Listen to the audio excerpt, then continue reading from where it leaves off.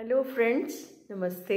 मैं नरेश आहूजा एक बार फिर आपके साथ कर रही हूँ बात। फ्रेंड्स, जब से होश संभाला है लगता है हम बहुत बड़े हो गए हैं, लेकिन मुझे तो लगता है कि ज़रा सा आज होश संभाल कर देखें कि हम कितने बड़े हुए हैं। क्या बड़े होने का इतना सा ही मतलब है कि हमारी उम्र बड़ी हो गई है? क्या हम में बड़प्पन आया है? क्या हम मैच्योर हुए हैं? या हम जैसे तैसे जीकर बड़े होते जा रहे हैं? अक्सर बेहोशी में जी रहे हैं, जैसी भी रूटीन है उसमें चलते चले जा रहे हैं, भागते चले जा रहे हैं। तो अगर हम बेहोशी में जी रहे हैं तो आज मैं आपसे कहना चाहूँगी कि जो भागना है, आप अब थोड़ा जागना शुरू करिए, क्योंकि भाग भाग कर थकावट ही होती है। ठीक है, भागना चाहिए, लेकिन इतना नहीं कि आप थक टूट कर बैठ जाएं और फिर भाग्य पर आ जाए कि हमारे भाग्य में तो ऐसा ही लिखा है, ऐसा तो कुछ होना ही नहीं है हमारे साथ।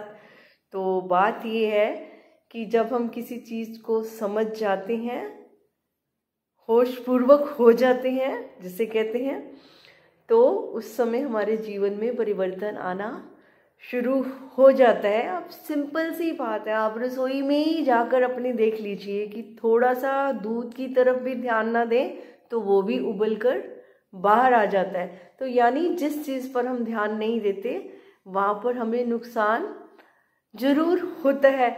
अब देखो, अब जैसे अब बारिश हो रही है, बहुत बारिश हो रही है, लेकिन वहाँ पर दो बाल्टियाँ पड़ी हुई हैं। एक जो है वो बिल्कुल उसका मुंह जो है आकाश की तरफ है, खुला है, उसमें वर्षा का पानी भरता जा रहा है। और दूसरी जो बाल्टी अगर वो उल्टी पड़ी हो तो उसमें कभी भी बारिश का पानी नहीं जाएगा। और हम सोचे कि ये बहुत बड़ा काम है, एक बाल्टी को सीधा करने कोई बहुत बड़ा काम नहीं है, बल्कि एक समझ की बात थी कि हमें उसको उल्टा नहीं रखना, सीधा रखना है, ताकि उसमें वर्षा का जल आ सके। तो इसी को क्या कहते हैं? इसी को समझ कहते हैं, होश कहते हैं, होशपूर्वक जीना कहते हैं।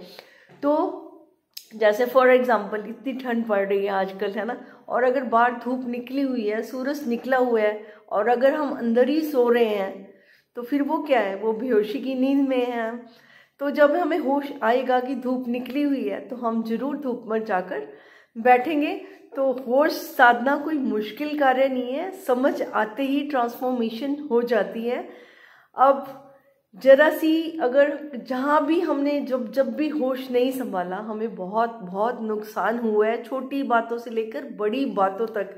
अभी ये तो हम सब ने ही देखा है कि जो बेहोश होते हैं वो गिर भी जाते हैं नाली में। आपको पता है कोई किस तरह का नशा करता है तो कोई किस तरह का नशा करता है। लेकिन अगर उन चीज़ों को हम छोड़कर खुद की तरफ ध्यान दें तो जो हमारी ईगो का नशा है, जो हमारे गुस्से का नशा है, वो हमें हर समय बेहोश कर कर रहता है। उसी में हम जलते बुनते रहते हैं और बेहोशी में पता नहीं किसी को क्या क्या कह जाते हैं। तो फ्रेंड्स, इसी बेहोशी ने हमें जीवन में बहुत बहुत परेशान किया हुआ है, और फिर हम उसका ब्लेम भी दूसरों को देते हैं, नाम भी दूसरों का लेते हैं, जबकि ये हमारी अपनी बेहोशी है, हमारा अपना जीवन है, हमारा अपना मन है।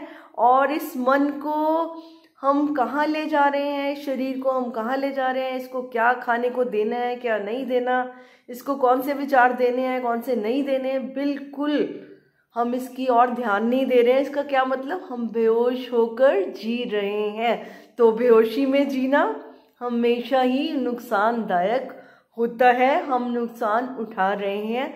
तो बहुत ज़रूरत है फ्रेंड्स कि अपनी होश को हम साधें, समझें जीवन को, और होशपूर्वक जब हम आगे बढ़ेंगे तो पीछे कभी मुड़कर देखना नहीं होगा। होश एक जादू का काम करती है, समझ एक जादू है, और वो जादूगर आप ही हैं। अपनी समझ से, होश से अपने शरीर को, अपने मन को, अपनी शक्तियों को सही प्रयोग करें, क्योंकि कोई भी शक्ति को अगर सोच समझ के प्रयोग नहीं किया गया तो वो हमेशा हमें नुकसान पहुंचाती है फ्रेंड्स।